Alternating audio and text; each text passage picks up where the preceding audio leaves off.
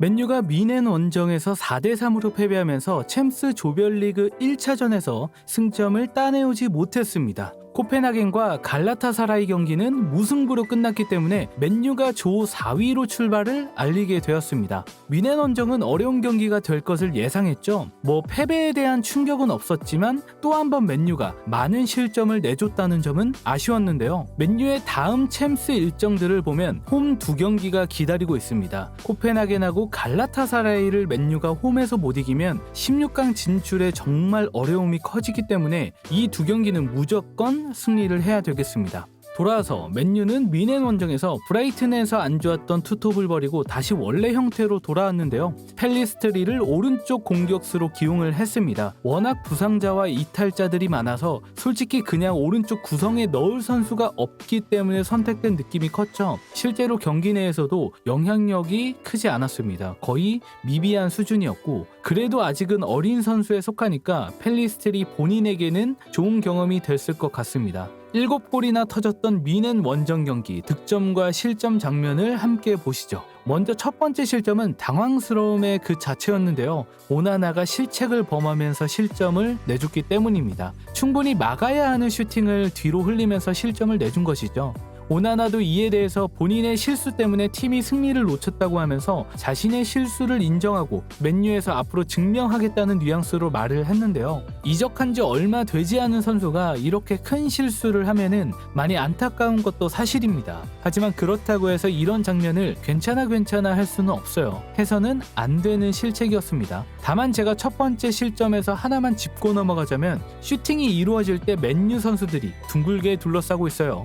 수건 돌리기 하는 것도 아니고 마치 예전에 축구 게임에 스킬 쓰면은 상대편들이 주위에 못 오게 되는 거 있잖아요. 그런 스킬 쓴 것도 아니고 결계가 쳐져 있나 봐요. 그냥 둥글게 둘러싸고 있습니다. 물론 리산드로가 몸을 던져봤습니다, 마지막에. 하지만 블락을 해내지 못하면서 실점을 내줬죠. 그래서 전반 시작과 함께 경기 흐름이 마냥 나쁘지만은 않았는데 이 오나나의 실책으로 실점을 내주면서 완전히 경기가 넘어가 버리게 됐죠. 그리고 두 번째 실점에서는 무시알라가 어떤 선수인지 클래스를 볼 수 있었습니다. 카세미루가 순식간에 벗겨져 버렸어요. 그리고 앞에 뛸 공간이 확 드러나게 되었죠. 에릭센과 카세미루는 뒷공무니를 따라갈 뿐이었고 박스 안으로 무시알라가 너무 쉽게 들어왔습니다. 그리고 여기서 나오는 맨유의 올 시즌 실점 상황 반복됐습니다.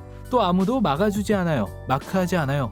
그렇게 약속을 했나봐요. 하프 스페이스가 뚫리면 컵백 상황이나 크로스 상황에서 슈팅을 때리는 중요한 위치에 있는 선수들을 막지 못합니다. 무시알라가 정말 좋은 플레이를 한 것도 사실인데 이전 경기들에서부터 이어지는 이런 비슷한 실점들은 단순히 무시알라의 능력 때문에 당한 게 아니었죠. 맨유가 이런 부분을 보완하지 못하고 있습니다. 언제 이 똑같은 실점 패턴이 그만 나올지 친구들과 내기해 보시는 것도 재밌을 것 같습니다. 이렇게 전반에 2실점을 하고 나서 후반에 기대가 많이 낮아졌죠. 그런데 득점을 했어요. 그것도 바로 이적생 호일룬의 데뷔골이었습니다. 사실 이렇게 경기를 좀 보기가 힘들 때 약을 발라주는 게 바로 이적생들의 활약이잖아요. 특히나 공격수들의 골은 더더욱 그렇죠. 이 장면은 루즈볼을 맨유가 기회로 만들어냈습니다. 브루노가 카세미루에게 주는데 카세미루가 공을 받을 때 유일한 공격 루트가 바로 이 공간입니다. 그리고 레시포드가 또 이런 침투가 야무졌죠. 바로 본능적으로 뛰어 들어갑니다. 카세미루도 레시포드에게 정확한 패스를 건네줬고 레시포드도 호일룬에게 패스를 바로 건네줬는데요. 호일룬이 공을 받았을 때 쉬운 상황은 아니었어요. 수비수가 촘촘히 둘러싸고 있었기 때문에 블락을 당하기 쉬웠죠. 하지만 오히려 수비수의 발에 맞고 굴절이 되면서 미넨의 골망을 흔들 수 있었습니다. 브루노, 카세미루, 레시포드, 마무리 호일룬까지 호흡도 잘 맞았고 서로 간결했고 괜찮은 골이 나왔죠. 하지만 여기서 맨유의 단점 포인트 또 나오죠. 제가 최근 리뷰에서도 말했는데 맨유는 흐름을 만들려고 하면 바로 실점을 내줘서 밥상을 엎어버린다. 이렇게 득점을 하자마자 실점을 내줬어요. 에릭센의 핸드볼로 PK를 내줬는데 케인이 정말 잘 찼죠. 오나나가 방향을 맞췄는데도 구석으로 정확하게 가면서 막을 수 없었습니다. 그렇게 3대1로 경기가 그냥 끝날 것 같았어요. 그런데 맨유가 막판에 희망을 살렸습니다. 브루노가 레시포드에게 연결한 볼을 레시포드가 원터치로 마샬에게, 마샬이 원터치로 카세미루에게 주면서 밀고 들어갔죠. 노린 건지 운인지 모르겠지만 어쨌든 원터치 연결들이 이어지면서 카세미루가 위협적인 위치까지 도달을 했습니다. 그리고 카세미루가 넘어졌는데요. 넘어지면서까지도 끝까지 집중해서 슈팅을 연결해 골망을 흔들었죠. 후반 막판에 이렇게 추격하게 되면은 모르게 되잖아요. 그런데 맨유가 또 바로 실점 내줍니다. 정말 안타까워요. 후반 추가 시간에는 선수들이 지쳤겠죠. 너무 편하게 패스를 할 수 있게 냅뒀고 바로 킬 패스가 맨유 뒷공간으로 들어왔죠. 그리고 교체해서 들어온 미넨의 텔 선수가 자신의 재능을 뽐내듯이 무릎으로 터치한 다음에 골대 위로 강하게 꽂아 넣는 멋진 골을 만들면서 스코어가 4대2가 되었습니다.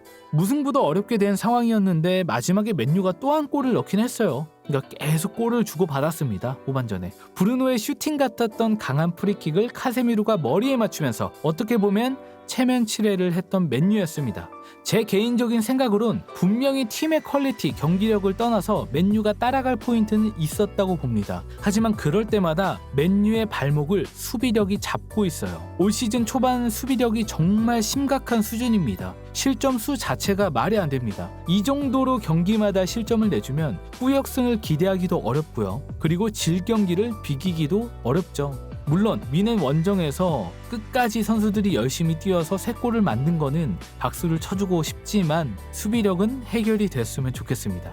맨유의 다음 경기는 벌리입니다. 이 벌리전만큼은 팬들에게 승리의 달콤함을 줘야만 하는 경기입니다. 변명이 필요 없어요. 승리하고 승점 3점을 갖고 와야만 하는 경기고 무승부나 패배는 아무도 이해해주지 않을 거예요. 자, 이렇게 미넨 경기를 시작으로 주중 경기가 앞으로도 꾸준히 있을 텐데요. 과연 테나흐가 이 위기를 어떻게 극복할지, 그리고 맨유의 부상 선수들과 이탈자들은 언제쯤 정식 경기에 복귀할 수 있을지 애타는 마음으로 기다리고 기도하며 승리의 기쁨과 함께 벌리 리뷰로 돌아오도록 하겠습니다.